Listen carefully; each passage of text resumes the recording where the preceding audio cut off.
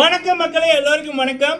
So இந்த வீடியோவில் வந்து பார்த்தீங்கன்னா ஜனனி மேம் அவர்களுடைய ரசிகர்கள் கேட்ட கேள்வி, விஜய் சேதுபதி அண்ணா அவர்கள் இருக்காங்க, எங்க ஜனனி அவர்கள் அப்படின்னு. ஸோ குக் வித் கோமாளிக்கு ஜனனி அவர்கள் அவங்களோட பட டீம் வர்றாங்க அப்படின்ற மாதிரி ஒரு ரூமர் ஒன்று போகுது. நம்ம அது உண்மையா இல்லையா அப்படின்னு நம்ம சொல்கிறோம் அப்படின்னு சொல்லியிருந்தோம். ஸோ இந்த வாரம் வந்து விஜய் சேதுபதி அவர்கள் வந்திருக்காங்க. ஸோ அவங்களோட டீம் இருக்கு. ஜனனி அவர்கள் எங்க அப்படின்ற மாதிரி நம்மளுடைய சில உறவுகள் கேட்டிருந்தாங்க. அதற்கான பதில் சரிங்களா. அடுத்தது வந்து பார்த்தீங்க அப்படின்னா மணி ரசிகர்கள் செய்த தரமான சம்பவம், அப்புறம் மணி அவர்களுடைய ஆஸ்திரேலியா பயணம், அங்கே இருக்கிற நிகழ்வுகள் தொடர்பாக அந்த ஒஃபிஷியலான ஒரு அப்டேட் ஒன்று வந்திருக்கு. ஸோ அது என்ன அப்படின்னு பேசலாம். முக்கியமாக வெளிநாடுகளில் இருக்கின்ற நியூசிலாந்து, ஆஸ்திரேலியாவில் இருக்கின்ற நம்ம தமிழ்நாட்டை சேர்ந்தவர்களும் சரி, இலங்கை தமிழர்களும் சரி, பல பேர் வந்து நம்ம இங்கே இவர் போனால் இவங்களை மீட் பண்ணலாம், இந்த ஷோக்கு போகலாம் அப்படின்னு கேட்டிருந்தீங்க. ஸோ அதற்கான ஒரு அப்டேட் ஒன்று. அடுத்தது வந்து பார்த்தீங்க அப்படின்னா ஜாழ்ப்பாணம் அங்கே நடக்கிற சில விடயங்களை பற்றி நம்ம சொல்லி கொண்டிருக்கோம். ஸோ அப்போது அதை பற்றி இப்போ கனடா ஜாழ்ப்பாணத்தில் இருக்கிறவங்களும் சரி, தமிழ்நாட்டில் இருக்கிறவங்களும் சரி, கனடாவுக்கு போகிறது, அங்கே போனால் கோடிக்கணக்கில் உழைக்கலாம் அப்படின்ற ஒரு விடயத்தில் இருந்து, அதுக்கப்புறம் வெளிநாட்டு உதவிகள். ஸோ அந்த உதவிகள் ஒருத்தர் வெளிநாட்டில் இருப்பவங்க உள்நாட்டில் இங்கே ஜாழ்ப்பாணத்தில் இருப்பவர்களுக்கு இல்லை தமிழ்நாட்டில் இருப்பவர்களுக்கு காசை கொடுக்கக்குள்ள அந்த உதவியால் செய்கிறவர்கள் வந்து உதவி வாங்குறவர்களிடம், முக்கியமாக இது ஜாழ்ப்பாணத்தில் நடக்குது. ஸோ உதவி பெறுபவர்களுடைய முகத்தை காமித்து, முக்கியமாக பெண் பிள்ளைகள் அவங்களுடைய முகத்தை காமித்து, அதுவும் வந்து அவங்களுடைய வீட்டுக்கு எப்படி போகிறது, அவங்களுடைய வீடு, அவங்களுடைய குடும்பத்தில் எத்தனை பேர் அப்படின்னு எல்லாத்தையுமே வந்து கோடிக்கணக்கான பேருக்கு வெளிச்சம் போட்டு காமிப்பது அப்படி என்பது அது ஒரு பக்கம். இன்னொரு விடயம் வந்து அந்த உதவியை பண்ணி போட்டு அதுக்கப்புறம் திரும்ப போகிறது, திரும்ப போய் வந்து அந்த காசை என்ன பண்ணீங்க அப்படின்ற மாதிரி கேட்பது. அப்படியான விடயங்கள் வந்து சில சகோதரிகளை கூட நம்ம பேசியிருந்தோம். மட்டக்களப்பில் இருந்து பேட்டிக்குளோ, கரெக்ட், பேட்டிக்குளோ, அதுக்கப்புறம் ஜாழ்ப்பாணத்திலிருந்து. அப்போ அந்த கமெண்ட் செக்ஷன் அதெல்லாம் வந்து காமிச்சிருந்தாங்க. மனவேதனையாக இருக்குது அப்படின்ற மாதிரி நிறைய பேர் சொல்லியிருந்தார்கள். இதை பற்றி ஜாழ்ப்பாணத்தில் இருக்கின்ற பல யூடியூபர்ஸ் பல பேரை வந்து சொல்லியிருக்கார்கள், நாடகம் மாதிரியும் போட்டிருக்கார்கள், போலி உதவி செய்பவர்கள் அப்படின்ற மாதிரி நிறைய விடயங்கள் வந்திருக்கு. ஸோ அந்த விடயம் வந்து நான் வந்து நேற்று வந்து பேசியிருந்தேன். அதில் வந்து ஒரு சகோதரி, யாருன்னே தெரியலை, உண்மையான சகோதரியா இல்லை ஃபேக் ஐடியான்னு தெரியலை. ஸோ நீ வந்து இலங்கையில் பிறந்தியா, நீ வந்து இதை பற்றி பேசக்கூடாது, இனிமேல் பேசக்கூடாது அப்படின்ற மாதிரி மிரட்டுற மாதிரி வந்து சொல்லியிருந்தாங்க. நான் பிறந்த மண்ணு யாழ்ப்பாணம், என் அப்பா பிறந்த மண்ணு கந்தரோட, என் அம்மா பிறந்த மண்ணு கச்சேரி, நான் டெம்பிள் ரோடில் பிறந்தேன். என் அப்பா அரசாங்க உத்தியோகத்தர், இன்ஜினியர், பொறியியலாளர், என் அம்மா டீச்சர், என் மாமா கவர்னர் ஆஃபீஸில் அக்கௌண்டனாக இருக்கார், என் சித்தப்பா டாக்டர், இன்னொரு சித்தப்பா டீச்சர், இன்னொரு சித்தப்பா டீச்சர், எல்லாருமே கவர்மெண்ட் ஜாப்ல இருக்காங்க. நான் வந்து பிஎஸ்சி கம்ப்யூட்டர் சயின்ஸ், நான் வந்து 3 டிகிரி முடிச்சிருக்கேன். என்னோட சிஸ்டர்ஸ் வந்து ஜப்னா யூனிவர்சிட்டியில் லெக்சரர்ஸாக இருக்காங்க.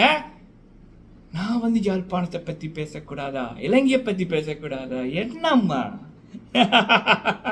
இன்னொன்று சொல்கிறேன், தமிழன் எங்கே பிறந்தாலும், எந்த தமிழனுக்கு அநியாயம் நடந்தாலோ இல்லை நல்லது நடந்தாலோ அவன் பேசுவான் தான், சரிங்களா. நான் வந்து தமிழன், சிங்களவன், ஹிந்திக்காரன், கன்னடக்காரன், ஹிந்து, முஸ்லீம், புத்திஸ்ட், கிறிஸ்டியன், வெள்ளை, கருப்பு, சிவப்பு, உயரம் அதிகம், உயரம் குறைவு, குண்டு இல்லை, இப்படி பார்க்குற ஆள் இல்லை, மனுஷன். ஃபர்ஸ்ட் வந்து அவங்க மனுஷன், அதைத்தான் நான் வந்து பார்ப்பேன். என் வளர்ப்பு அப்படி. நான் அதை சொல்லிக்கிட்டு நம்ம வந்து வீடியோக்குள்ளே போகலாம். ஸோ இது வந்து எனக்கு ரொம்ப ஒரு என்ன சொல்லுங்க, சில மனிதர்கள் ஏன் இப்படி கேவலமாக இருக்காங்க, அந்த கமெண்ட்ஸை வந்து பார்க்கக்குள்ளேயே எவ்வளவு தூரம் அந்த ஒரு வன்மத்தில் இருக்கார்கள் அப்படின்றத புரிஞ்சு கொள்ள முடியுது. ஸோ பொதுவாக நான் என் வீட்டுக்குள்ளே குப்பையை வச்சுக்கிறது இல்லை, நெகட்டிவ் பீப்புளை வச்சுக்கிறது இல்லை, என்னோட ஸ்டைலு. ஸோ அதே மாதிரி சிலது வரத்தான் செய்யும், பிளாக் பண்ணியாச்சு. ஓகே, ஸோ இந்த வீடியோவில் வந்து ஃபஸ்ட்டு வந்து ஜனனி அவர்கள் பிக் பாஸ் 6 தமிழோட வெற்றி மகள். இப்போ பல பேருக்கு ஒரு முன்னுதாரணமாக இருக்காங்க வேற ஒரு நாட்டில் இருந்து. முக்கியமாக ஜனனி அவர்கள் வந்து பிக் பாஸுக்குள்ள வரைக்குள்ள இலங்கையில் பொருளாதார பிரச்சனை, அப்படியே கஷ்டப்பட்ட குடும்பத்திலேருந்து வந்தாங்க. ஸோ அப்படி ஒரு கஷ்டப்பட்ட குடும்பத்திலேருந்து வந்து கூட உச்சத்தில் இருப்பவர்களை நிமிந்து பார்க்க வைக்க முடியும், பல பேருக்கு ரோல் மாடலாக இருக்க முடியும் அப்படின்னு காமித்தவர் தான் ஜனனி அவர்கள். ஸோ அப்படி இருக்கக்குள்ள அவங்களுடைய படங்கள் வரிசையாக வர இருக்கு. நம்ம கூட வந்து சொல்லியிருந்தோம் விஜய் சேதுபதி அண்ணா அவர்களோட அவங்க நடித்த படம் ட்ரெயின், மிஸ்கின் சார் அவர்கள் டைரக்ஷனில் அவங்க நடித்த படம். அந்த படத்தோட டீம் வந்து சில வேலைகளில் குக் வித் கோமாளிக்கு வர இருக்கு அப்படின்னு வர இருக்கின்றது அப்படி என்பது உண்மை. ஆனால் இப்போ இந்த குக் வித் கோமாளியில் விஜய் சேதுபதி அவர்களுடைய ப்ரொமோவை பார்த்துட்டு பல பேர் நமக்கு வாட்ஸ்அப் பண்ணது ஜனனி மேமோட ரசிகர்கள் ஜனனி எங்க அப்படின்னு. ஆக்சுவலாக விஜய் சேதுபதி அண்ணா அவர்களுக்கு 2 படம் ரிலீஸ் ஆகிருக்கு. ஒன்று மகாராஜா அப்படின்றது, அடுத்தது தான் ட்ரெயின். ஸோ இப்போ வந்திருக்கிறது குக் வித் கோமாளியில் வந்திருக்கிறது மகாராஜா படத்தோட டீமு. அதில் விஜய் சேதுபதி அண்ணா அவர்கள், மமதா மேம் அவர்கள், அப்புறம் அபிராமி மேம் அவர்கள், சரிங்களா? அந்த பட டீம் தான் வந்திருக்கே தவிர ஜனனி அவர்கள் நடித்த ட்ரெயின் பட டீம் வந்து வரல. ஸோ ஜனனி அவர்களுடைய இந்த ட்ரெயின் படம் வந்து ஜூலை 31 அப்படின்னா இப்போ வரைக்கும் டேட் இருக்கு, சரிங்களா? நம்ம வந்து காத்திருக்கலாம். இன்னொரு விடயம் வந்து சில இந்த மதம், இனம், மொழி பார்க்கின்ற அந்த வன்மம் பிடித்த மனிதர்கள் இருந்தாலும் பல நல்ல உள்ளங்கள் இருக்கு. அதனால தான் இந்த பூமி நல்லா இருக்கு. வெள்ளக்காரன் மட்டும்தான் இங்க இருக்கணும், நுனி நாக்கில் இங்கிலீஷ் பேசுறவன் மட்டும்தான் இங்க இருக்கணும் அப்படின்னு நினைச்சிருந்தா பல தமிழர்கள், அது தமிழ்நாட்டில் இருப்பவர்களாக இருந்தாலும் சரி, இல்லை இலங்கையில் இருக்கும் தமிழர்களாக இருந்தாலும் சரி, யாழ்ப்பாணத்தில் இருக்க தமிழர்களாக இருந்தாலும் சரி, இப்போ நல்லா வந்திருக்க முடியாது, அவங்களோட குடும்பங்கள் நல்லா வந்திருக்க முடியாது, அவர்கள் வந்து தெரியாத வேறு பல பேரை நல்லா வச்சிருக்க முடியாது, சரிங்களா? தயவு செய்து இந்த இனம், மதம், மொழி அந்த வேற்றுமையை விட்டுருங்கடா. மனுஷனா பாருங்கடா. எல்லாரும் ஒண்ணுதான், எல்லாரும் சகோதர சகோதரிகள் தான். ஒற்றுமையா வாழுங்கடா. நல்லது நினைச்சா நல்லது நடக்கும், கெட்டது நினைச்சா கெட்டதுதான் நடக்கும். அந்த சகோதரியோட அது ஃபேக் ஐடியா தான் இருக்கும், சரியா? அந்த கமெண்ட்டை பார்த்தோன்னா சத்தியமா இந்த காலத்துல இப்படியான மனிதர்களா அப்படின்னு நெஞ்சு பொறுக்கல. அதுதான் என்னோட ஆதங்கம், சரிங்களா? ஓகே, சரி. இது வந்து வெற்றி மகள் ஜனனி அவர்கள் தொடர்பான அப்டேட். அடுத்தது வந்து பார்த்தீங்க அப்படின்னா நம்மளுடைய மணி அண்ணா அவர்கள் பிக் பாஸ் சீசன் 7க்கு போன நபர்கள்ல 23 பேர்ல இப்போ தொடர்ச்சியாக ஒரு நபர் வெற்றிகளை குவித்து கொண்டிருப்பது அப்படின்னா மணி அவர்கள். ஸோ அப்போ அவருடைய அடுத்த நிகழ்வு, அடுத்த ஆட்டம் வந்து அடுத்த மாதம் ஆஸ்திரேலியாவில் ஒரு ஃபங்க்ஷனுக்கு சீஃப் கெஸ்டாக போயிருக்காங்க. அது தொடர்பான ஒரு போஸ்டர் வந்து மணியண்ணா அவர்கள் இன்று இன்ஸ்டாகிராமில் போட்டிருக்காங்க. அதை நடத்துபவர்களை அதில் வந்து போட்டிருக்காங்க. அதை மணியண்ணா ஷேர் பண்ணியிருக்காங்க. பல பேர் ஆஸ்திரேலியாவில், நியூசிலாண்டில் இருக்கிற நம்ம தமிழ்நாட்டை சேர்ந்தவர்களும் சரி, இலங்கை தமிழர்கள் பல பேர் ஆஸ்திரேலியாவில் சிட்னியில் இருக்காங்க. நம்ம கூட பிக் பாஸ் 6 தமிழ் ஜனனி மேமுக்கு சப்போர்ட் பண்ண பல பேர் நம்ம காண்டாக்டில் இருக்காங்க. அவங்கெல்லாம் கேட்டது ஸோ நம்ம எப்படி இந்த விழாவுக்கு போகலாம் அப்படின்னு. ஸோ மணி மாஸ்டர் அவர்கள் அதை ஸ்டோரியில் போட்டிருக்காங்க. அவருடைய இன்ஸ்டாகிராம் ஸ்டோரியில் போய் பாருங்கள். அந்த ஸ்டோரியை கிளிக் பண்ணிங்கன்னா அது தொடர்பான விவரங்கள் வந்து வரும், சரிங்களா? ஸோ இது வந்து ஒருபடியாக மணி அவர்கள் தொடர்பானது. அடுத்தது மணி ரசிகர்கள் பண்ணது. நேற்று மணி அவர்களுடைய இன்டர்வியூ வந்துச்சு. சும்மா சொல்லக்கூடாது, சோஷியல் மீடியா ஃபுல்லாகவே ட்ரெண்டிங்கு, சரிங்களா? நான் ஆரம்பத்தில் இருந்து சொல்கிறத ஒன்று தான் மக்களே, நம்மளை உண்மையாக ஒருத்தங்க நேசிக்கிறாங்க அப்படின்னா அவங்க ஃபுல்லாக நம்மளை வந்து எப்பயுமே அவங்க தொடர்ந்து இருப்பாங்க. That is a difference between real people and robots, சரிங்களா? ஸோ பிக் பாஸுக்குள்ளே போகிற சில பேர் எல்லாம் செட் பண்ணி பெய்ட் பர்ட்ஸ் மூலம் வின் பண்ணிடலாம். ஆனால் அது 100 நாள் வரைக்கும் தான். ஆனால் வெளியில் வந்ததுக்கு அப்புறம் கொண்டாட யாருமே இருக்க மாட்டாங்க. உண்மையான பீப்புள் சப்போர்ட் பிக் பாஸுக்குள்ள யாருக்கு இருக்குதோ அவங்க தான் வெளியில் வந்ததுக்கு அப்புறம் பல மடங்கு கொண்டாடப்படுவார்கள். அது மணி அவர்களுக்கு நடந்து கொண்டிருக்கு. மணி ரசிகர்கள் சிறப்பான சம்பவம். ஓகே, அடுத்த விடயம் யாழ்ப்பாணத்தில் இந்த விடயம், சரிங்களா? பொதுவாக வந்து நீங்கள் பார்த்தீங்கன்னா உதவி அப்படின்றது இப்போ இந்த விடயத்தை சொல்ல முதல் நான் இன்னொரு விடயம் ஒன்று பார்த்தேன். இதில் வந்து ஃபேஸ்புக்கில், வாட்ஸ்அப் குரூப்பில் வந்து என்ன அப்படின்னா சில உதவி செய்பவர்கள் வந்து சேவை செய்கின்றார்கள் அப்படின்ற ரீதியில் வந்திருக்கு. இந்த யூடியூப்ல வெளிநாட்டில் இருப்பவர்கள் காசை கொடுத்து இவங்க வந்து போய் கொடுப்பாங்க. அதுவே வந்து ஒரு படம் மாதிரி வரும், ஒரு 20 நிமிஷம் 15 நிமிஷம் அப்படின்ற மாதிரி. அதுக்கு காரணம் என்ன நான் சொல்றேன், 20 நிமிஷம் லாங்கா போகுது இல்லை, அதுக்கு நான் காரணம் சொல்றேன்.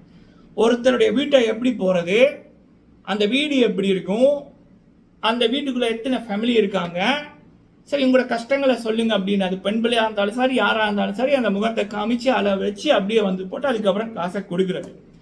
இது சேவை அப்படின்னு ஒரு கூட்டம் வந்து சொல்லி கொண்டிருக்கு. இதை பற்றி ஜாலியில் இருக்கின்ற பல யூடியூபர்ஸ் வந்து நாடகம் மூலமும் காமிச்சிருக்கார்கள்.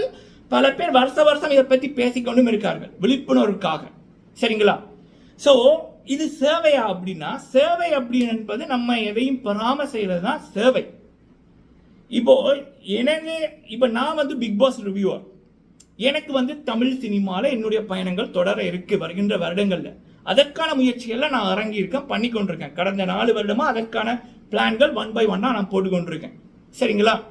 ஸோ ஓகே, இப்போ யூடியூப்ல எனக்கு பிக் பாஸ் டைம்ல நமக்கு நிறைய கான்டென்ட் கிடைக்கும், நிறைய வீடியோக்கள் போடுவோம்.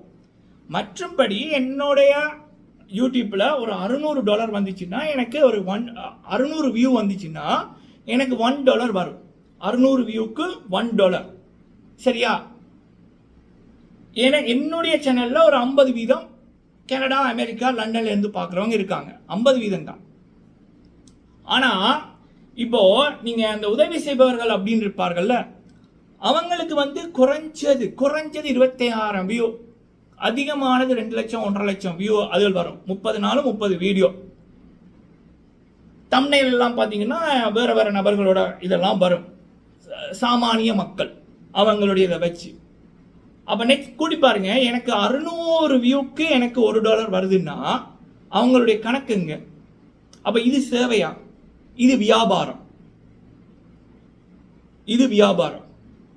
இது ஒரு பாயிண்ட். நான் இதையே சொல்றேன்னா, சேவை அப்படின்ற மாதிரி சில பேர் சொல்லி கொண்டிருக்காங்க. அந்த உதவி செய்பவர்களும் நான் என்ன இப்படி உதவி செய்யணுமா, நான் எங்களுக்கு உதவி செய்யத்தான் இங்கே வந்தேன், நாங்கள் எவ்வளோ கஷ்டப்பட்டு வந்தோம் அப்படின்ற மாதிரி சொல்றாங்க. கஷ்டப்பட்டு சும்மா வரல, நீங்க பண்ற ஒரு விடயத்துக்கும் யூடியூப் காசு தருது உங்களுக்கு எவ்வளோ.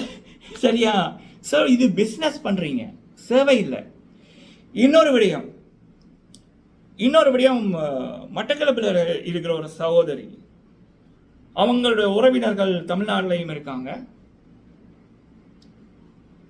சர்ச் ஃபாதர்ஸ் சில பேர் அவங்களும் பேசியிருந்தாங்க. அவங்களுக்கும் இப்படி உதவி ஏதோ போயிருக்கு. ஆனால் அது உதவி பெற்றதுக்கு அப்புறம் வந்து பார்த்தீங்கன்னா எல்லாம் கரெக்டாக நடந்துச்சா அப்படின்ற மாதிரியும் போய் அவங்கள வச்சு 2-3 வீடியோ, அதுக்கும் லட்சக்கணக்கில் 50K 60K 70K கணக்கில் வியூக்கள். ரைட்? ஸோ அதில் வந்து ஃபர்ஸ்ட் உதவி செய்கிறாங்க. அதுக்கப்புறம் அந்த உதவியை நீங்கள் வந்து இப்படி தப்பாக பயன்படுத்திட்டீங்க அப்படின்ற மாதிரி அந்த பொண்ணோட முகத்தை காமிச்சு தம்ப்நெயில்ல கேப்ஷன், அதுக்கப்புறம் வந்து வீடியோவில் அந்த பொண்ணு அவங்களுக்கு கல்யாணம் கூட ஆகலைன்னு நினைக்கிறேன், அந்த பொண்ணை பற்றி ஒரு வீடியோ உண்டு, லாங் வீடியோ 30 minutes. ஏன்னா யூடியூப்பை பொறுத்த வரைக்கும் நம்ம டியூரேஷன் அதிகமாக போட்டோம்னா இன்கம் அதிகம், அவ்வளோ விளம்பரங்கள் வரும். அப்படி அந்த பொண்ணை இவங்க வந்து காசை வேற மாதிரி செலவழிச்சிட்டாங்க அப்படின்ற மாதிரி ஒரு நெகட்டிவ் இதாக காமிக்கிறாங்க. காமெண்ட் செக்ஷன்ல வந்து பார்த்தீங்கன்னா அந்த பொண்ணை பற்றி கழுவி ஊத்துறாங்க. இவ்வளத்துக்கும் அவங்க கஷ்டப்பட்டவங்க, வெளியில போகணும், அப்படி போகணும். அப்போ எனக்கு புரியல. ஒரு ஈவென்ட் இப்போ சுஜித்ரா அவர்கள் வந்து நடிகர் விஜய் அவர்கள், தளபதி விஜயண்ணா அவர்களை பற்றி சொன்னதுக்கு தளபதி ரசிகர்கள் தளபதியை பற்றி இப்படி தப்பா சொல்லாத, ஒரு நெகட்டிவிட்டியை பரப்பாத அப்படின்றாங்க. ஒரு உச்சத்தில் இருக்கிறவருக்கே ஒரு நெகட்டிவிட்டியை பரப்பாத அப்படின்ற மாதிரி சொல்றாங்கன்னா இந்த பொண்ணுங்க யாரு? இந்த பொண்ணு யாரு? அப்ப அந்த பொண்ணுக்கு இப்படி ஒரு நெகட்டிவிட்டி தேவையா? அதுவும் உதவி செய்யறேன் அப்படின்ற பேர்ல இன்னொருத்தங்க அனுப்புற காசை கொண்டு போய் கொடுக்குறாங்க. இவங்களோட காசு கூட இல்லை. அது இவங்க பண்ற வீடியோக்கு யூடியூப் காசு கொடுக்குது, அதுக்கு நிறைய. அப்போ அந்த பொண்ணு மூலம் இவங்களுக்கு ஒரு லாபம் கிடைக்குது. அதுக்கப்புறம் திரும்ப அதே பொண்ணுக்குள்ள போறாங்க, அகெயின் ஒரு வீடியோ, அது மூலமா லாபம் வருது. அப்ப இவங்களுக்கு லாபம், அப்ப அந்த பொண்ணுக்கு நெகட்டிவிட்டி. நீங்க உங்களுடைய மகள்களுக்கு, உங்களுடைய தங்கச்சிமாருக்கு இப்படி ஏதாவது நடந்துச்சுன்னா உங்களுடைய மனநிலை எப்படி இருக்கும்னா, என் தங்கச்சிக்கு இப்படி நடந்துருந்துச்சுன்னா கண்டிப்பாக நான் எப்படி ஃபீல் பண்ணியிருப்பேன்னா நான் அப்படி தான் பார்க்குறேன். என் அக்காவுக்கு எப்படி நடந்திருந்தா எப்படி நடந்திருக்கோம் நான் இப்படி தான் பார்க்குறேன். சரிங்களா? என்னுடைய தாட்ஸ், என்னுடைய வீடியோக்கள் உதவி செய்ய வேணாம் அப்படின்னு இல்லை. நான் வளர்ந்த விதம் எப்படின்னா, எனக்கு நான் பஸ்கோல படிச்சிருக்கேன் ஒரு டைம். ஸோ அந்த டைமே வந்து ஃபாதர்ஸ் மார் எனக்கு சொல்லித்தரதும் சரி. நான் அதே நேரத்தில் நல்லூர் கோயிலுக்கும் போயிருக்கேன். அங்கே அந்த டைம் இருந்த பூசாரிமாரும் வந்து எனக்கு பழக்கம். சில பேர் அந்த பூசாரிமாரோட மகன்மார்களும் இப்போ காண்டாக்டில் இருக்காங்க என் கூட. அப்போ நான் எல்லாரிடமும் நான் கற்றுக்கிட்டது என்ன அப்படின்னா, செய்கிற உதவி வந்து தெரியாமல் செய்யணும். வழக்கை செய்கிறது இடக்கைக்கு தெரியாமல். இங்கே என்னடான்னா, லட்சக்கணக்கான பேருக்கு புண்ணியம் தர்றான். உதவி செஞ்சால் புண்ணியம் அப்படின்னா வெளிநாட்டில் இருக்கிறவங்க கொடுக்குறாங்க. ஆனால் அது லட்சக்கணக்கான பேருக்கு அந்த அத்தனை பேரோட முகம் வருது அப்படின்னு. சரி, அதை விட்டுருவோம். அடுத்தது அந்த பெண் பிள்ளைகள், அவங்களுக்கு நாளைக்கு இனிமேல் தான் எதிர்காலம். அந்த பிள்ளைக்கு வந்து அக்கா இருக்கு, தங்கச்சி இருக்கு, அந்த இனிமேல் தான் கல்யாணம், படிப்பு அப்படின்னு நிறைய இருக்கு, போற இடங்கள் இருக்கு. அப்ப காசு எடுக்கிறவன் வந்து ஓகே இவங்களுக்கு காசை கொடுத்து அவங்க எதுவும் பண்ணுவாங்கன்ற மனல் அவனுக்கு வரும். ஸோ அவன் காசை வச்சு இவங்களை தப்பா யூஸ் பண்ண நினைப்பான். இப்படி நிறைய விடயங்கள் இருக்கு. அப்போ என்னுடைய இது என்னன்னா, நீங்கள் உதவி செய்கிறது அதை நான் குறைய சொல்லலை. உதவி செய்கிறத வச்சு நீங்கள் எவ்வளோ ஏர்ன் பண்ணிக்கணுங்க, அதை நான் ஒன்றும் சொல்லலை.